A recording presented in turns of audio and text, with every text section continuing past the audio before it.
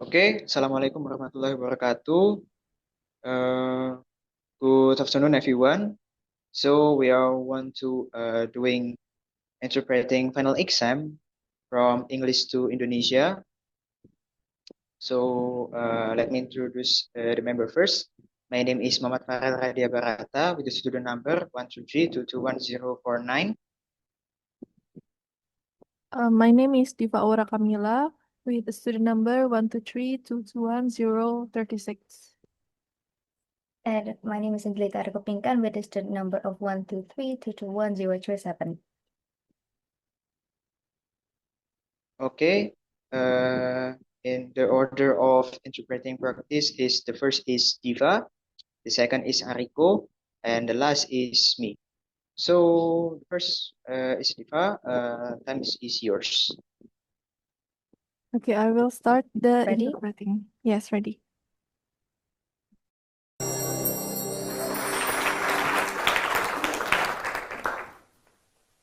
Hi. Halo, So let's start. mari kita mulai. This is actually all about standing in someone else's shoes. Jadi sebenarnya ini semua tentang mencoba untuk melihat dari posisi orang lain. I believe that if we can understand the values behind culture, we can understand people better. We can accept them for who they are.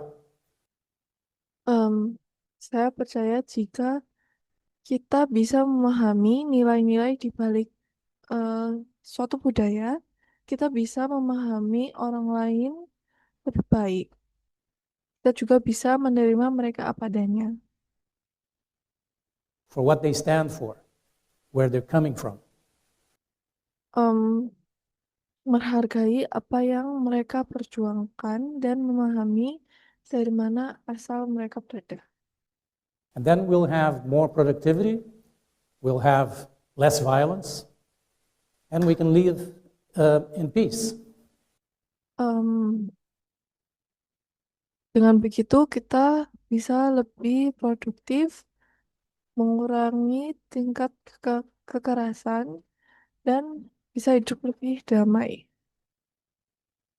Now, when I say culture, I mean the set of unwritten norms that guide people's behavior and gives them a sense of what is right and what is wrong, what is appropriate and what is not. Ketika saya mengatakan tentang budaya, yang saya maksud adalah sekumpulan norma yang tidak tertulis yang bisa membimbing seseorang dan memberi pemahaman tentang apa yang baik dan tidak, apa yang dianggap pantas dan apa yang dianggap tidak pantas. Today, we can measure culture. We use tools developed by Professor Hert Hofstede that allow us to measure culture based on statistics and how people react to different situations. Saat ini kita bisa mengukur budaya menggunakan alat yang dikembangkan oleh Profesor Hert Hofstede. Jadi itu memungkinkan kita mengukur budaya melalui data statistik dan bagaimana seseorang bereaksi terhadap berbagai situasi.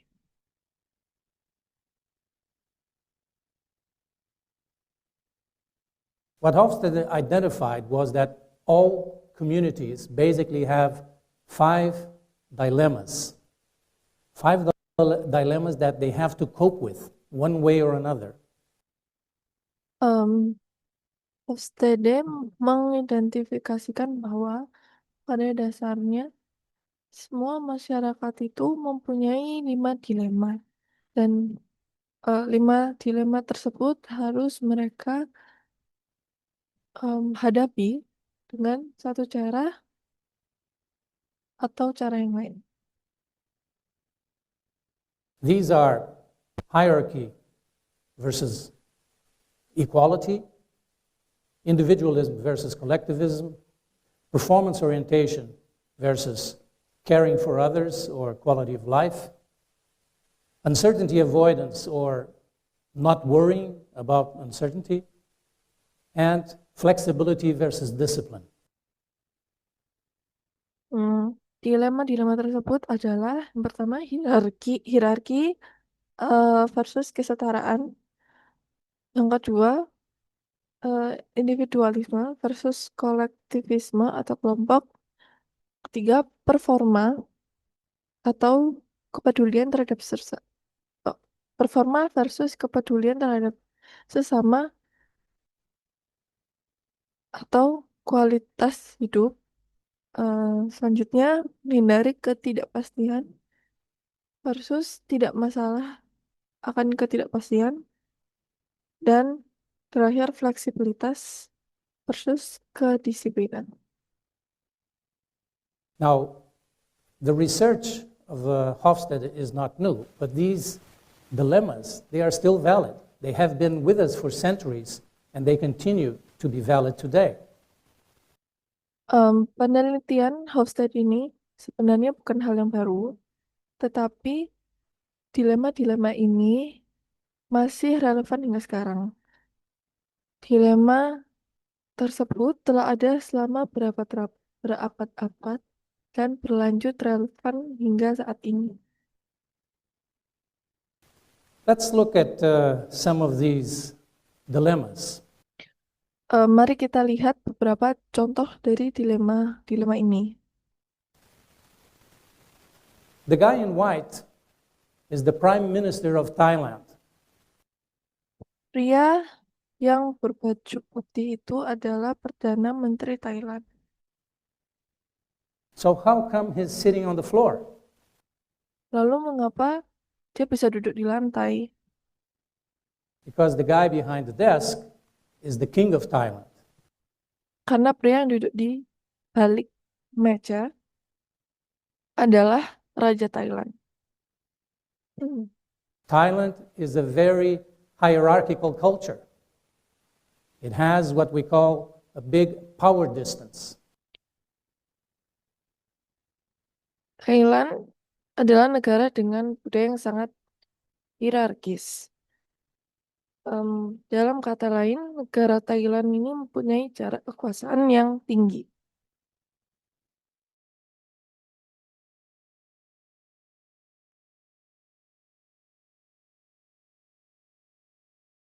In high power distance societies like Thailand, it's very important to show the power distance among the different rungs in the hierarchy, even among the two most powerful people in that society.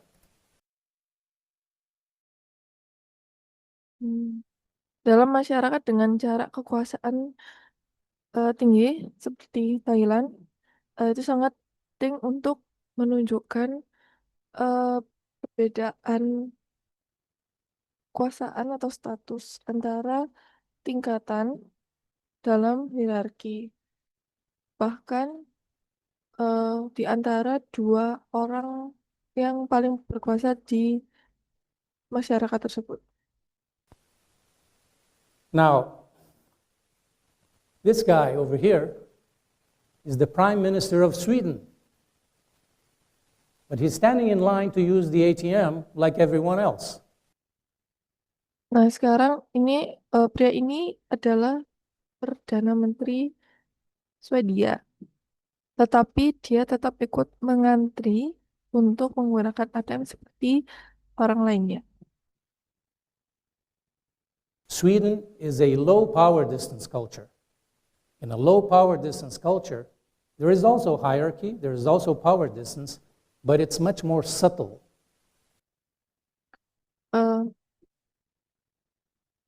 Swedia adalah negara dengan budaya jarak kekuasaan rendah. Dan dalam budaya jarak kekuasaan rendah ini tetap ada hierarki dan perbedaan kekuasaan, tapi terlihat lebih halus. It's not so evident. Tidak terlalu terlihat secara mencolok.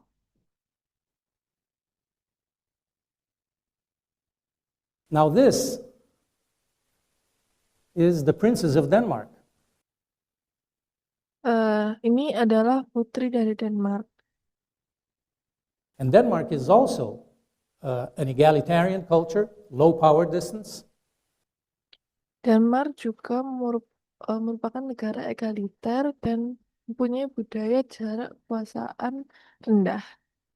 So how come she's getting the red carpet treatment and people are throwing petals at her feet? Lalu, mengapa dia bisa mendapatkan perlakuan istimewa seperti diberi red carpet dan orang-orang menaburi bunga di kakinya? Because she's not in Denmark. She is visiting Thailand. Karena dia sedang tidak berada di Denmark, melainkan sedang berkunjung ke Thailand. This is how people in Thailand treat royalty, even if it's not their own royalty, if it's somebody coming from abroad. Jadi, beginilah cara masyarakat Thailand memperlakukan keluarga kerajaan, meskipun jika itu bukan keluarga kerajaan mereka sendiri, melainkan datang dari luar negeri, dari luar. And maybe this is why the Princess of Denmark enjoys visiting Thailand so much, because she would never get this treatment in Denmark.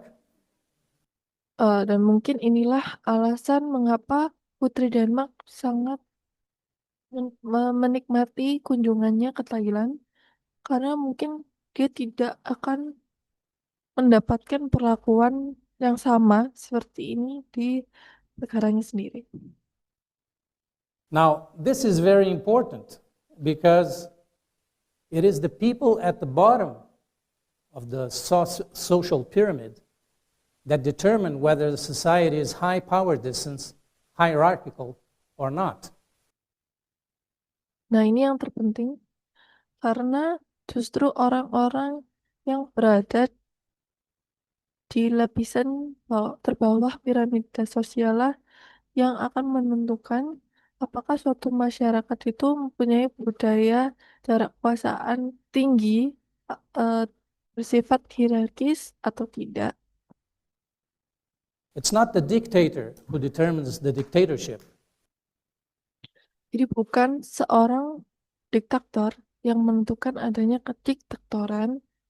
It's the people at the bottom who accept a dictator or do not accept a dictator. Melainkan orang-orang atau rakyat yang di lapisan bawah lah yang akan menerima atau menolak sang diktator.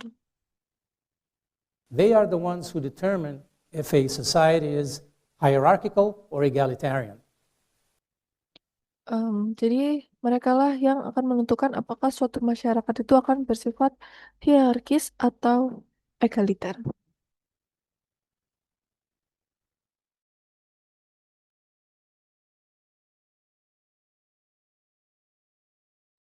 And that is from me, Diva. The next interpreting would be Ariko. Thank you. And it all begins in childhood. Semua berawal dari masa kecil.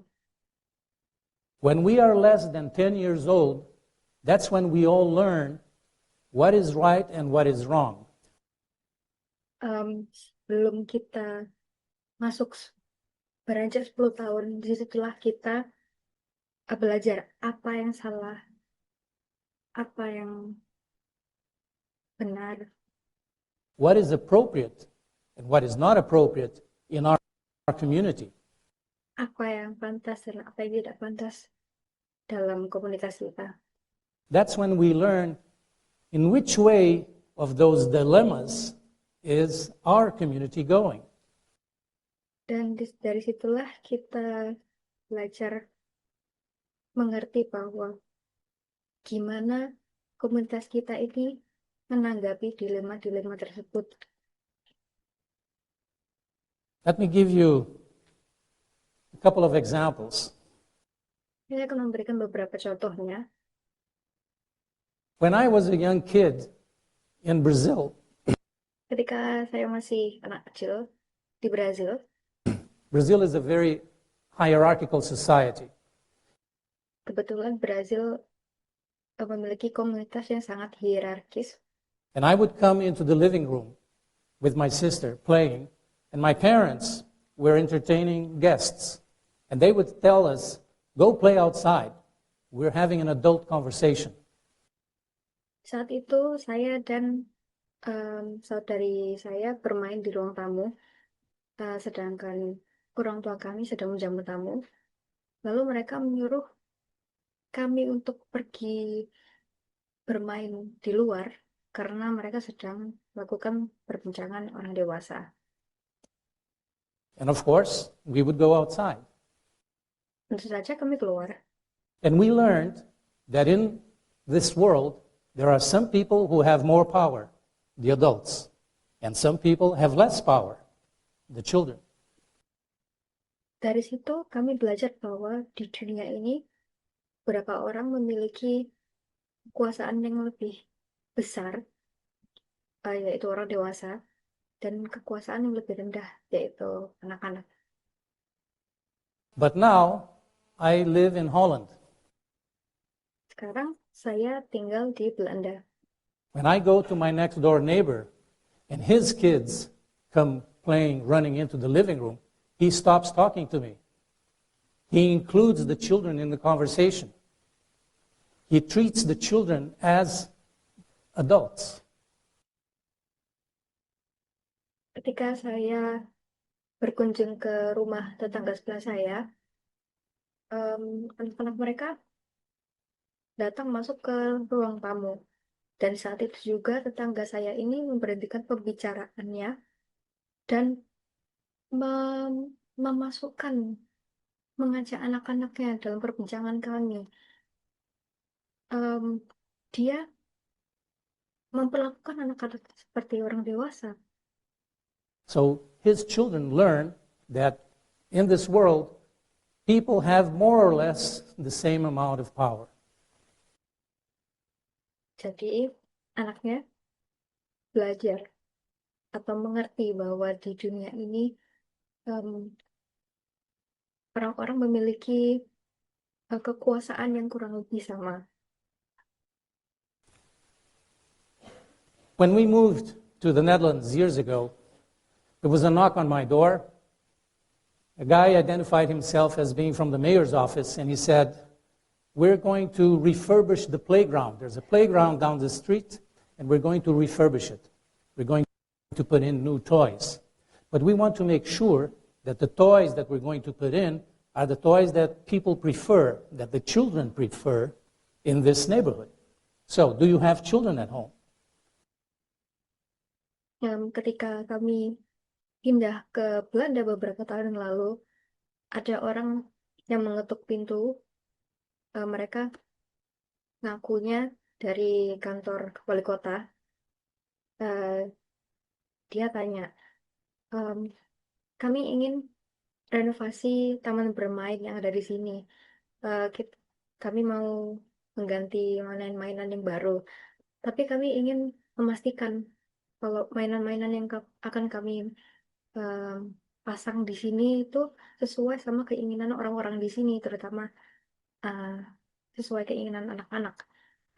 Apa Bapak punya anak? And I said, yeah, cool. I have 2 daughters. They're very young. They're 4 and 5, and they like the slide. They like the seesaw. And said, no, sir. Are they home? I want to speak to them. Lalu saya menjawab, ya, saya punya anak 2. Satunya umur 4, satunya 5. Mereka suka juga joget dan perosotan.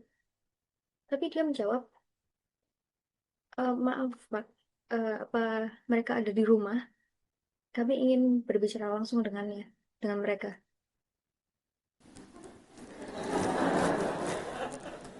My jaw dropped to the floor, rolled on the sidewalk. Di situ saya tercengang. This would never happen in Brazil. Hal ini tidak mungkin terjadi di Brazil. He didn't want to speak to me. He wanted to speak directly to my kids. Dia bahkan tidak ingin berbicara denganku. Dia ingin berbicara langsung dengan anak-anakku. Now that's a difference. Can you imagine how the Dutch children grow up learning that they are treated like people? Itulah perbedaannya. Bisa dibayangkan bagaimana anak-anak Belanda ini tumbuh, belajar, mengerti bahwa mereka diperlakukan selayaknya orang dewasa. So, individualism is the other dilemma between individualism and collectivism. Lalu, individualisme adalah dilema yang lain di antara individualisme dan kolektivisme. In individualism, it is more important, the individual is more important than the group. Dalam individualisme, individu lebih penting daripada kelompok. And it's important to be independent and to express your own opinion, even if you don't please other people. Penting untuk menjadi mandiri dan mengekspresikan opini atau pendapatmu walaupun tidak disukai oleh semua orang. While in collectivism, the most important thing is to belong to a group. Sedangkan di kolektivisme, rasa kebersamaan itu lebih penting. Remain loyal to that group. As long as you are loyal to that group, the group will take care of you. Kita harus setia. Asalkan kita setia pada kelompok tersebut akan menjaga kita. And it's most important to maintain harmony in the group. Dan penting juga untuk menjaga keharmonisan di grup atau kelompok. So you don't express dissenting opinions. Supaya tidak mengekspresikan opini yang tidak mengenakan atau berlawanan. Mind you, in collectivistic societies, there are many groups. Perlu diingat bahwa dalam kolektivisme ini terdiri dari berbagai kelompok. And these groups sometimes fight with each other. Dan kelompok-kelompok ini terkadang bertengkar dengan satu sama lain. But within the same group, you try to maintain harmony. Tapi dalam satu grup, kita harus menjaga keharmonisan tersebut. The third dilemma is about performance versus caring. In a performance-oriented culture, it's important to achieve, to perform. And people who do that are rewarded by society in financial terms or in status terms. Lalu dilema ketiga adalah tentang performa versus kepedulian. Jadi dalam kultur yang berorientasi pada performa ini, pencapaian itu lebih penting. Jadi mereka yang melakukan pencapaian atau menghasilkan pencapaian ini akan diberi penghargaan, bisa berupa finansial ataupun status. This is where pay for performance comes from. Disinilah asal mula upah dari performa tersebut. Performance is more important. Performa lebih penting. While in caring cultures, quality of life is more important. Sedangkan dalam kultur kepedulian, kualitas hidup lebih penting. It doesn't mean that people in caring cultures do not perform. They also perform. They also have to work. But in these cultures, work is a necessary evil. You work so that you may enjoy life.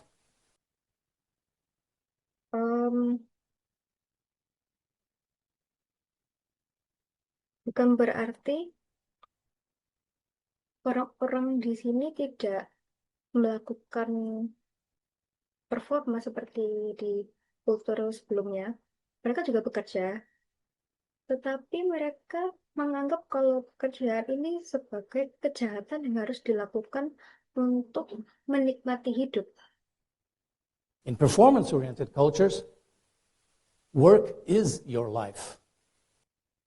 Tapi dalam orientasi performa, kultur orientasi performa, pekerjaan adalah kehidupanmu.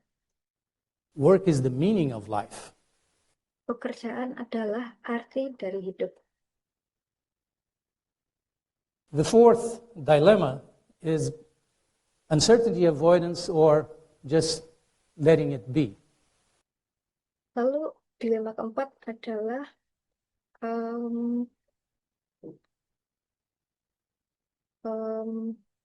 menghindari ketidakpastian atau ya sudah biarkan saja. There are some societies that have all kinds of mechanisms to avoid uncertainty. Dalam suatu masyarakat, masyarakat ini memiliki berbagai mekanisme untuk menghindari ketidakpastian ini. Some of these mechanisms are, for instance, planning, organizing, structuring things. Yeah? Beberapa mekanisme ini bisa termasuk perencanaan, strukturisasi, dan pengorganisasian. Checking if everything is okay. Atau mungkin memeriksa apa semua baik-baik saja. If a society scores high on uncertainty avoidance, another mechanism is also religion, superstition. Jika masyarakat memiliki nilai yang rendah dalam penghindaran ketidakpastian, mekanisme lain seperti religi atau agama, tahayul. Because if you pray, you will pass the exam. Seperti contohnya, jika kamu berdoa, maka kamu akan lulus ujian. It avoids uncertainty. Itu menghindari ketidakpastian. While in other societies, there is less religion or less planning. They don't worry so much about uncertainty avoidance. Namun ada juga masyarakat yang memiliki nilai yang rendah di religi atau agama atau juga perencanaan. Jadi mereka tidak terlalu memikirkan tentang penghindaran ketidakpastian. They think, okay, let's worry about crossing the river when we get to the river. It's no use worrying about that before we get there. Jadi mereka berpikir atau khawatir seperti khawatir bagaimana cara menyeberangi sungai ketika sudah sampai di sungai. Jadi ketika belum sampai di sungai, mereka tidak berpikir atau khawatir tentang hal itu. Last but not least, the fifth dilemma is between flexibility and discipline. Dan yang terakhir, dilema kelima, yaitu antara fleksibilitas dan kedisiplinan. Flexibility means that if you have an objective far away in the distance, there are many different paths that you can take to reach your objective. So it's important to be flexible. Go one way or go the other according to the situation. It all depends. Jadi fleksibilitas itu adalah jika kamu mempunyai tujuan atau objektif yang jauh di depan sana dan banyak jalan untuk mencapai tujuan atau objektif itu, maka kita harus fleksibel dalam memilih jalan yang benar sesuai dengan kondisi dan situasi yang ada. But when a society scores low on this, the most important thing is discipline. And the idea is you have one true path that you must follow. All other paths are wrong. Jika masyarakat memiliki nilai yang rendah di bidang fleksibilitas tadi, maka aspek terpentingnya adalah kedisiplinan, yaitu jalan yang benar yang harus dilalui hanya satu. Jalan yang lain itu salah. So discipline is much more important, and the law is applied in all situations exactly the same way. There's no room for exceptions. No room for exceptions. Jadi kedisiplinan itu merupakan aspek yang penting ya. Itu juga selalu berkaitan dengan hukum dan tidak ada ruang untuk pengecualian. While in high flexibility cultures, there's a lot of exceptions because everything depends on each situation. Now, jadi berbeda dengan fleksibilitas, dengan budaya fleksibilitas di mana terdapat banyak pengecualian karena semua halnya berkaitan dengan situasi dan kondisi yang ada. let's look at Bulgaria, the USA, and Holland. This is a study. Jadi sekarang mari kita lihat tabel ya atau data penelitian dari negara Bulgaria, Amerika, dan Belanda.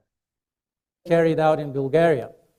So you can see that Bulgaria scores high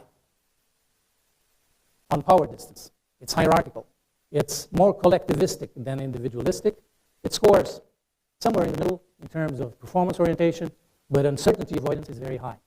We don't have a score for flexibility in Bulgaria. It hasn't been researched. Maybe we can talk about it later. Jadi ini merupakan penelitian yang dilakukan di negara Bulgaria. Jadi bisa kita lihat di negara Bulgaria memiliki nilai yang tinggi di bidang jarak kekuasaan, sangat hierarkis. Mereka memiliki nilai yang lebih kolektivis dibanding individualis.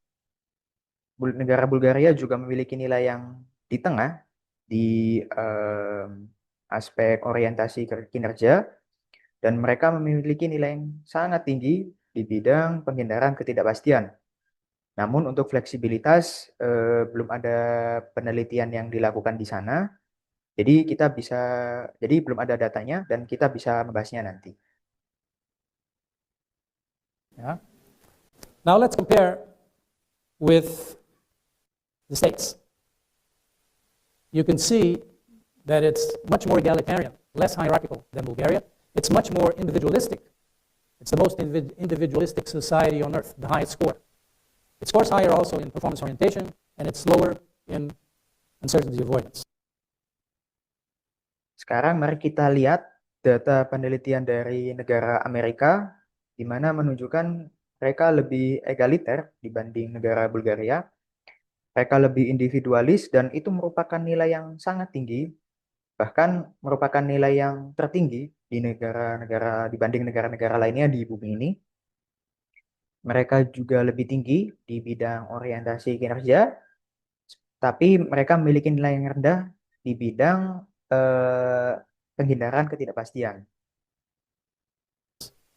And if you compare it to Holland, just to have a different frame of reference, you see that Holland is very similar to the States in terms of hierarchy, individualism, but it's much lower in terms of performance orientation. And it's similar again in terms of uncertainty avoidance. Sekarang mari kita bandingkan juga dengan penelitian di negara Belanda untuk menambah referensi juga.